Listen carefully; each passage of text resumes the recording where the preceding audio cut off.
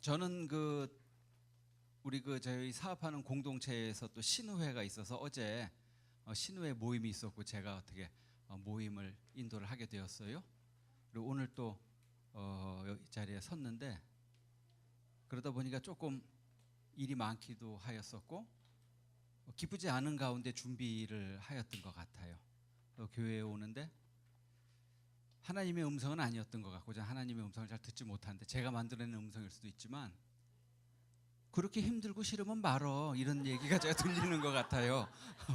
오늘 오던 중에 그러면서 그 자리에서 회개가 되었어요. 제가 뭔데 이 자리에 서서 이런 영광된 일을 언제까지 하게 될지는 모르지만 할 수 있는데 정신을 차리자 스스로 회개를 하고 기쁜 마음으로 제가 여기에 올라왔다는 것을 여러분들과 함께 감사합니다.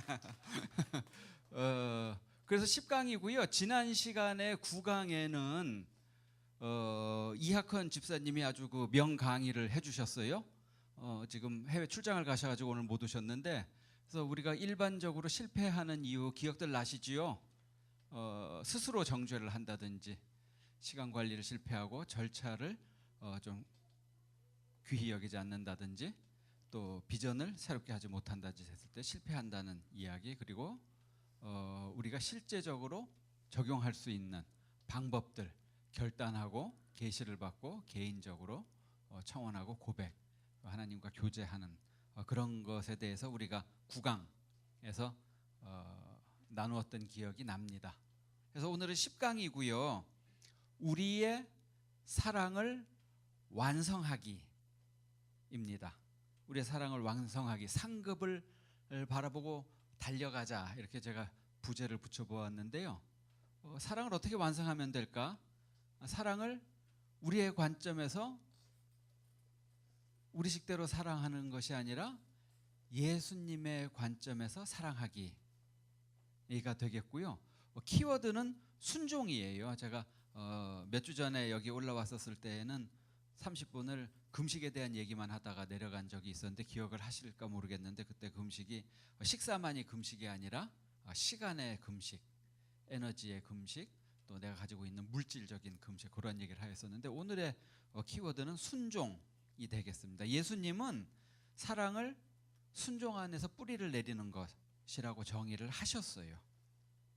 말씀에 신실하게 순종하지 않고는 하나님을 사랑할 수가 없죠. 하나님을 사랑하는 것은 그냥 그 감정적인 사랑, 그 느낌 그것만 가지고는 아닙니다. 그 이상입니다. 말씀을 한번 오늘은 그 말씀들을 제가 준비를 굉장히 많이 하였는데요. 그 힘차게 같이 읽어보죠. 요한복음입니다. 내 계명을 받아서 지키는 사람은 나를 사랑하는 사람이요 나를 사랑하는 사람은 내 아버지의 사랑을 받을 것이다. 23절 누구든지 나를 사랑하는 사람은 내 말을 지킬 것이다. 그러면 내 아버지께서 그 사람을 사랑하실 것이요 우리는 그 사람에게로 가서 그 사람과 함께 살 것이다. 우리가 순종을 할 때 우리와 함께 사시겠다라고 얘기를 해주셨죠. 그 말을 듣지 않고서는 사랑을 논할 수는 없는 것 같습니다. 예수님께 우리가 사랑을 표현한다라고 하는 것은 육체적인 욕망을 거부하는 것이 포함이 됩니다. 우리의 모든 욕망은 다 취하면서 예수님에 대한 사랑을 표현할 수는 없는 것 같아요. 우리 각자는 우리 성품, 우리 환경 거기에 따라서 서로 투쟁 영역이 틀려요. 제가 투쟁해야 될 힘든 영역이 있는데 어떤 형제는 그것을 아주 별거 아니게 잘 해결해 나가는 것을 제가 봐요. 굉장히 좌절을 느끼죠. 그럴 때에는.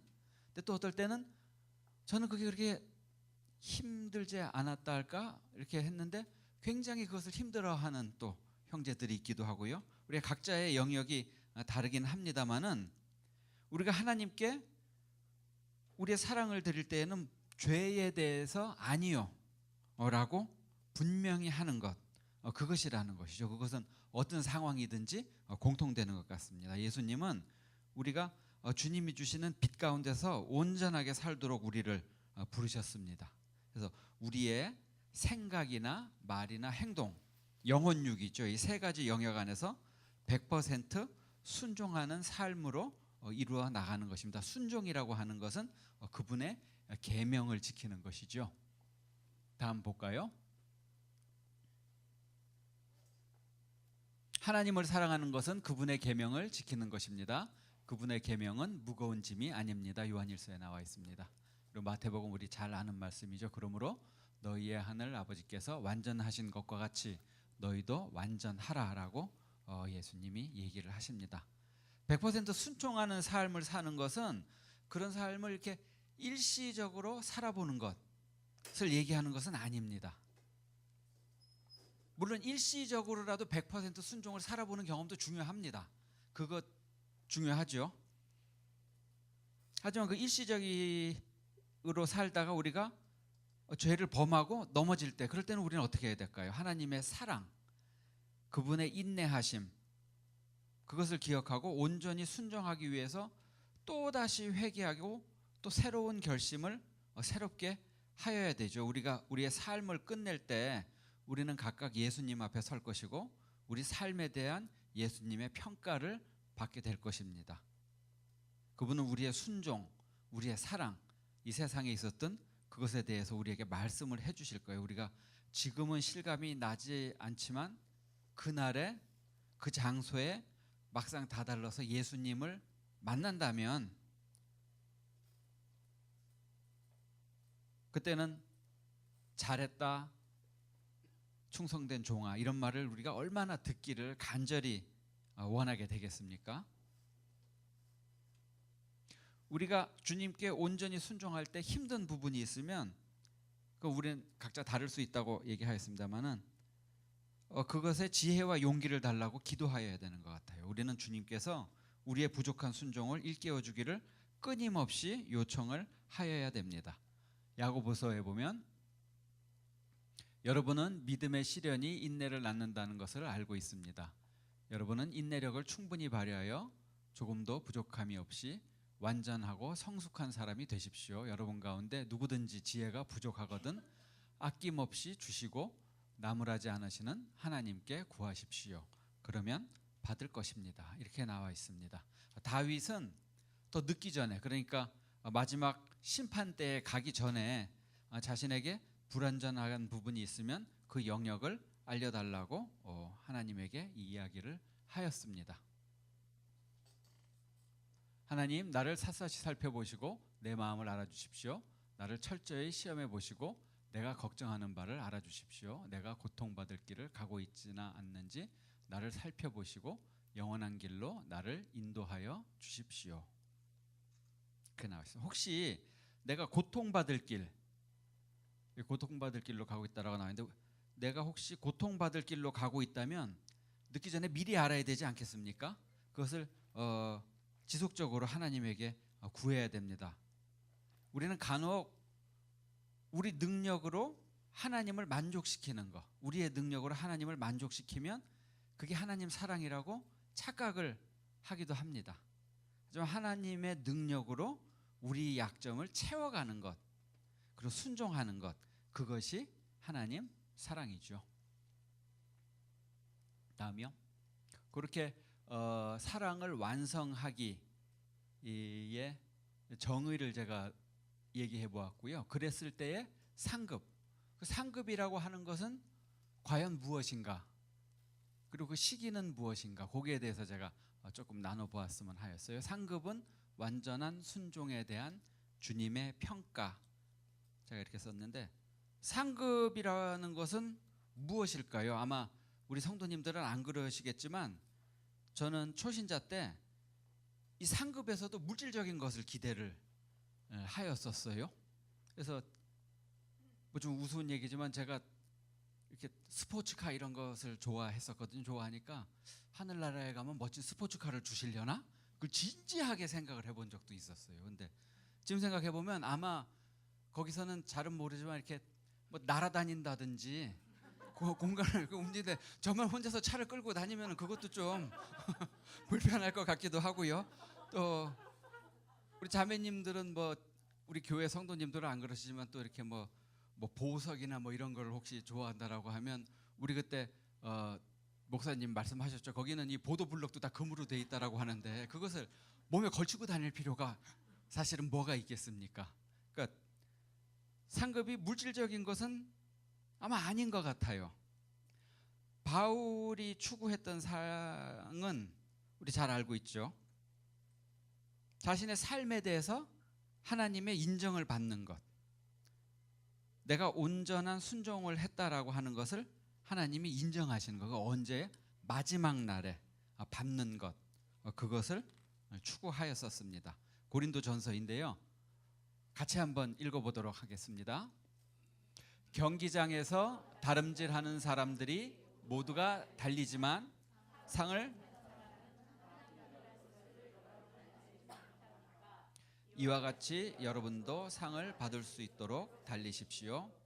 경기에 나서는 사람은 모든 일에 절제를 합니다. 그런데 그들은 썩어질 월계관을 얻으려고 절제를 하는 것이지만 우리는 썩어지지 않을 월계관을 얻으려고 하는 것입니다.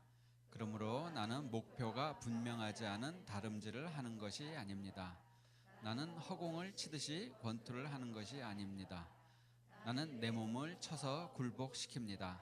그것은 내가 남에게 복음을 전하고서 도리어 나 스스로가 버림을 받지 않도록 하려는 것입니다.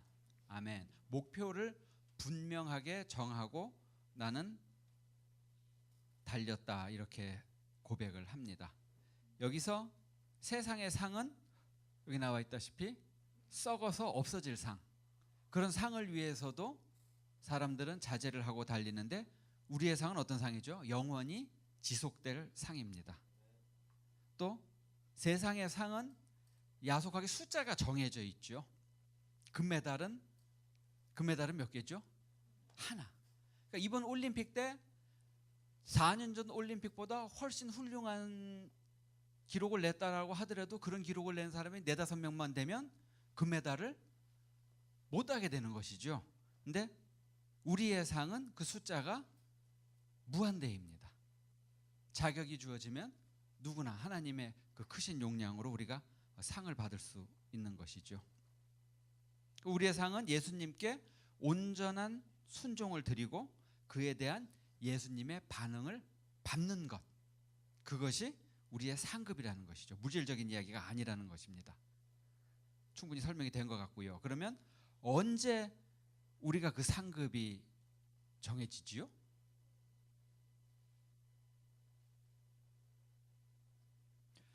여기 또 보면 우리 읽은 구절 가운데 이 끝부분에 보면 내가 남에게 복음을 전하고 나서 도리어 나 스스로가 버림을 받지 않도록 하려는 것입니다. 또 이런 얘기도 있어요. 그러면 다니엘서에 보면 많은 일을 인도한 자는 영원히 빛날 것이다 했는데 다른 이에게 도움을 주고 정작 자기 자신은 못 받는 경우가 있나요? 많이 있는 것 같지요? 남아있는 생 동안에 지속적으로 순종을 하지 못한다라고 하면 물론 한 부분에 있어서 순종을 정말로 하였었겠지만 그 이후에 우리 그러한 것들 뭐 언론 매체를 통해서도 보고 가끔 보는 것 같아요. 많은 이들을 바른 길로 인도를 한 후에 정작 본인은 쓰러져 넘어지기도 하는 것 같습니다. 그렇다면 우리가 상급을 자신할 시기는 언제일까요?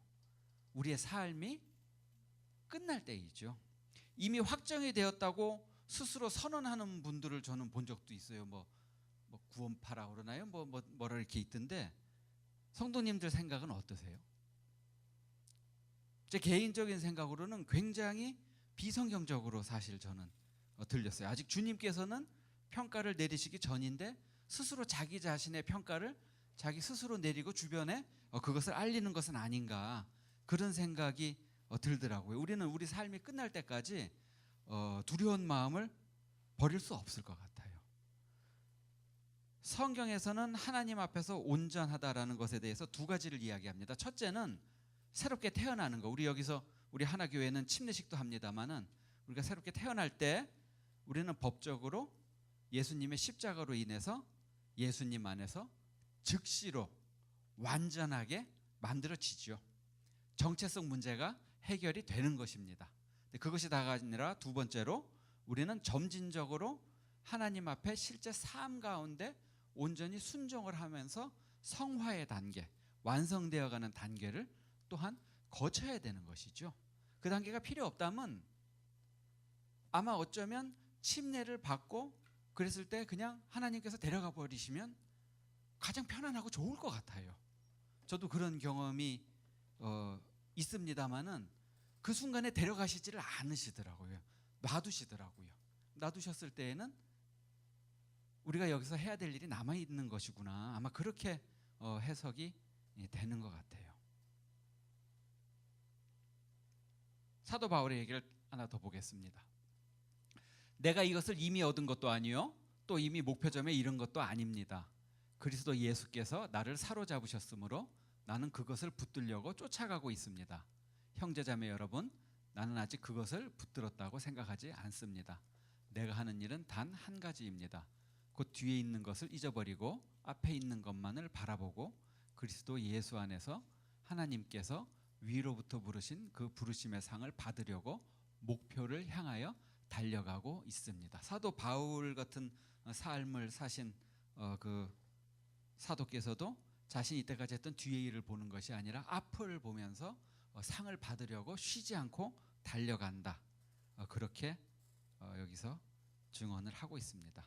바울은 자신의 인생 끝날에 온전한 순종에 대해서 증언을 아직까지는 다 못 이루었다. 지금 여기서 이렇게 얘기를 하고 있어요. 경주가 끝나기 전까지는 그 상이 주어지지 않는 것이죠. 우리도 우리의 경주가 온전한 순종으로 끝마쳤을 때 그때 우리는 주님의 평가를 상급을 받게 되는 것입니다. 우리는 우리 남은 인생을 하나님께 우리의 모든 영역을 내려놓는 그런 시간으로 채워야 됩니다. 지혜로운 사람들은 이것을 그들의 인생의 가장 큰 목적으로 삼는데 저는 우리 하나교회에서도 그런 지혜로운 분들을 여러 명 사실 봅니다. 그분들은 우리 교회 안에 계시는 분들인데도 자신의 세상적인 즐거움, 물질, 명예 이런 것을 하나님 나라를 위해서 즐겁게 희생하면서 살아가는 모습을 봅니다. 그러면 그분들이 여기도 뭐 몇 분 앉아 계시네요. 아니 많이들 앉아 계시네요. 죄송합니다. 그분들이 항상 완벽한가요? 옆에서 보면 물론 그분들도 항상 완벽하지는 않아요. 성경 말씀 또 볼게요. 우리는 모두 실수를 많이 저지릅니다. 누구든지 말을 하면서 실수를 하지 않는 사람은 온몸을 제어할 수 있는 온전한 사람입니다. 그렇다고 해서 실수를 하지 않는 것은 아닌가요? 우리는 누구나 다 실수합니다. 그러면 온전하지 못한 우리가 온전한 순종을 해야 된다라고 지금 얘기가 되는 것 같은데 온전하지 못한 우리가 어떻게 온전하게 순종을 이루어 갈 수 있을까요? 말씀 한번 볼까요? 흠없는 길을 배워 깨달으렵니다. 언제 나에게로 오시렵니까? 나는 궁전에서 흠이 없는 마음으로 살렵니다. 악한 것은 눈앞에 얼씬도 못하게 하렵니다. 거스르는 행위를 미워하고 그런 자와는 손도 잡지 않고 라고 되어 있습니다. 자기 스스로를 죄에 약하다라는 것을 알고 자기 스스로를 보호하는 것인데 우리 목사님 항상 미디어 이런 거 보지 말라고 사실 그러시죠. 온전한 순종을 위해서 노력을 하려면 우리 입에다가는 재갈을 물리고 욕망 자극하고 이런 것에는 아예 눈도 돌리지 말고 육체적인 욕구도 어느 정도 제어할 수 있고 그리고 우리에게 허락된 시간을 무엇보다도 섬기고 기도하기 위해서 관리하고 우리 지난 9장의 이학헌 집사님 얘기하셨던 것과 같습니다. 우리의 시간을 섬김과 기도를 위해서 관리하고 우리의 물질적인 소유도 개인적인 안락함 말고 하나님 일에 쓰이도록 관리하는 그러한 것이 온전한 순종을 위한 노력이라고 하겠죠. 우리 인생에서 진정한 능력은 100% 순종하는 데서 나옵니다. 우리가 온전한 순종을 할 때 우리 마음 가운데에서 놀라운 역동성이 발생을 합니다. 그렇다고 합니다. 저도 항상 그러지는 못하니까. 근데 혹시 여러분들 중에 이런 경험하신 분들 있으신죠? 열심히 한다고는 하는데 힘은 힘대로 들고, 그렇다고 진정한 기쁨을 느끼는 것도 아닌데 세상적인 즐거움은 자꾸 놓치고. 저는 그런 경험이 굉장히 많아요. 아마 100% 순종을 몇 퍼센트는 하고 있겠지만 그 숫자는 제가 모르겠습니다만은 아마 100% 순종을 못하기 때문은 아닐까요? 98% 순종은 제한된 축복을 받게 됩니다. 모자란 2%가 사실은 우리 삶에 진정한 생기를 불어넣는 그러한 부분이 됩니다. 우리 삶 가운데서 지속적으로 긴 세월, 장수를 하면 더 길어지겠죠. 수십 년간. 우리 삶 가운데 지속적으로 온전히 순종한다라고 하는 것이 사실은 가장 급진적으로 사는 것입니다. 며칠, 몇 주, 뭐 또는 몇 달 우리가 좀 특별한 일을 했다라고 해서 그것이 급진적인 것은 아니라는 것이죠. 우리가 삶 가운데 죄에 대해서 대적하는 것을 소홀히 할 때, 우리가 죄를 소홀히 대적한다고 할 때 하나님이 우리를 덜 사랑하시는 것이 그것이 아니죠. 그것이 아니라 이로 인해서 우리에게 계획된 축복을 우리가 스스로 놓치는, 이미 계획은 돼 있었던 축복을 우리가 스스로 놓치는 그러한 손해를 보게 되는 것입니다. 우리는 하나님이 계획하신 우리의 상급을 스스로 자칫 잃어버릴 수도 있다는 것을 절대 잊어버리면 안 될 것 같습니다. 말씀 보여주십시오. 요한 2서에 나와 있는 말씀입니다. 여러분은 스스로 삼가서 우리가 수고하여 맺은 열매를 잃지 말고 충분히 포상을 받을 수 있도록 하십시오. 하나님은 우리가 그분에게 사랑을 보여드릴 기회를 반복해서 저희에게 기회를 주십니다. 우리 그런 기회 많이 있습니다.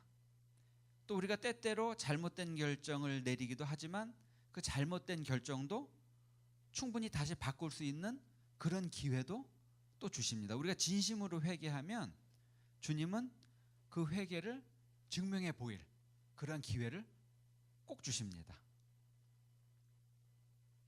또 회개하는 그 기회는 가끔은 삶의 평안함이 아니라 삶의 환난을 통해서 회개를 보여줄 수 있는 기회를 주시기도 합니다. 우리가 살다가 환난을 만날 때 그게 나의 회개와 순종을 다시 한번 하나님에게 보여드릴 좋은 기회다 라는 것을 우리가 깨달으면 환난을 만났다라고 해서 하나님을 원망한다고도 뭐 얘기를 하죠. 원망하는 그런 우를 범하지 않을 수 있을 것 같습니다.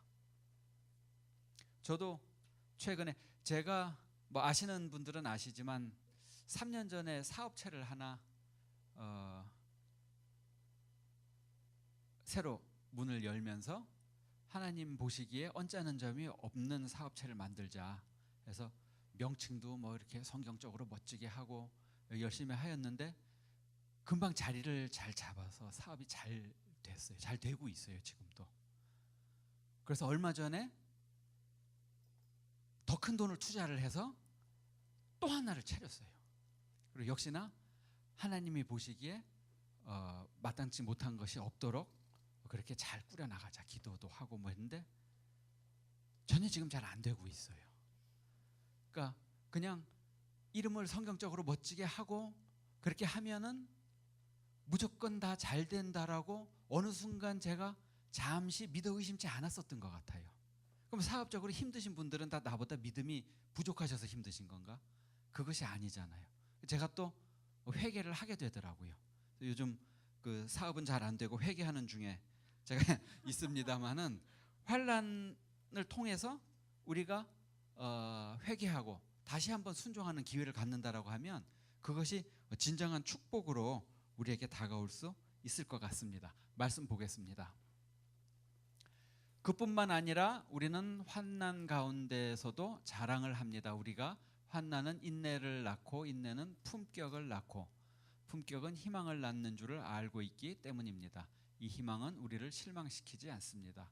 그것은 하나님께서 우리에게 주신 성령으로 하나님의 사랑을 우리 마음속에 부어 주셨기 때문입니다. 로마서 말씀입니다. 우리는 온전한 순종이라는 하나님의 평가, 예수님의 평가 받을 수 있도록 우리 삶이 다하는 그날까지 기도하고 가르치기에 힘써야 합니다. 우리 하나님은 우리의 구원자이시고 치유자이시고 오래 참으시고 용서하시고 기회를 주시고 또 주시지만 우리 하나님은 또 하나님 말씀하시기를 질투하시는 하나님이라고 하셨습니다. 그분은 우리의 모든 것을 소유하고 싶어 하십니다. 그리고 우리의 모든 것을 소유하실 때까지 멈추지 않으십니다. 하나님의 기대는 우리의 100%의 순종입니다. 예수님은 하나님 아버지께 100% 완전히 순종하셨습니다. 완전한 순종 안에서 사는 것은 하나님의 사랑이 우리 안에 완전하게 완성되는 것을 의미합니다. 마지막 구절인데요. 좀 많습니다만 마지막 구절은 같이 읽도록 하겠습니다. 요한 1서 말씀입니다. 지금까지 하나님을 본 사람은 없습니다. 그러나 우리가 서로 사랑하면 하나님께서 우리 가운데 계시고 또 하나님의 사랑이 우리 가운데서 완성되는 것입니다. 하나님은 사랑이십니다. 사랑 안에 있는 사람은 하나님 안에 있고 하나님도 그 사람 안에 계십니다. 이것으로써 사랑은 우리에게서 완성된 것이니 곧 심판날에 우리가 담대함을 가지는 것입니다. 우리가 이렇게 담대해지는 것은 그리스도께서 사신 대로 우리도 이 세상에서 그대로 살기 때문입니다. 사랑에는 두려움이 없습니다. 완전한 사랑은 두려움을 내쫓습니다. 두려움은 형벌과 맞물려 있습니다. 두려워하는 사람은 아직 사랑을 완성하지 못한 것입니다. 하나님의 우리에 대한 부르심은 무슨 복잡한 사역, 프로그램 그런 것이 아닙니다. 완전한 사랑을 그분께 들으시는 것입니다. 그분에게 순종하려고 노력하는 우리의 모든 움직임, 그것이 일처리가 유능하고 유능하지 않고 그것을 떠나서 모든 우리의 노력, 모든 우리의 움직임이 하나님을 감동시킵니다. 마음을 보시는 하나님 앞에서 일의 성과보다는 노력 자체를 보시는 그분 앞에서 우리의 노력은 헛되는 일이 전혀 없습니다. 그리고 우리가 회개할 때마다 하나님은 감동하십니다. 약하고 부족하더라도 주님은 사랑 안에서 자라나는 우리의 성장 과정, 그 성장 과정 자체를 즐기시고 높이 평가하십니다. 그래서 우리가 노력을 멈추지만 않는다면 우리는 승리합니다. 히브리서에는 사람이 한 번 죽는 것은 정해진 것이요 다음엔 심판이 있다 그렇게 쓰여 있습니다. 우리의 인생에서 가장 중요한 것은 예수님을 만났을 때 예수님이 나를 어떻게 생각하시는가, 그것이 가장 중요한 것입니다. 말씀을 마무리하겠습니다. 사랑의 완성이란 무엇을 의미합니까? 지속적으로 순종하고 실패하고 넘어져도 다시 일어나는 삶, 그 삶을 언제까지? 예수님을 만나는 그 순간까지 사는 것, 그것이 사랑의 완성입니다. 사랑의 완성이란 무엇을 의미합니까? 첫째, 하나님을 우선으로 가장 크게 사랑하는 것입니다. 복을 구할 때 잠시 찾는 것, 그거는 사랑 아닙니다. 깊이 있고 지속적으로 사랑하기를, 그것을 주님은 원하십니다. 왜냐하면 주님이 우리를 그렇게 사랑하시기 때문입니다. 사랑의 완성 두 번째는 우리가 서로 사랑하는 것입니다. 우리가 서로 사랑하면 하나님께서 우리 가운데 계시고 또 하나님의 사랑이 우리 가운데에서 완성되는 것입니다. 사랑을 완성하기 위해서 지속적으로 노력하는 우리 성도들 되기를 주님의 이름으로 축복합니다.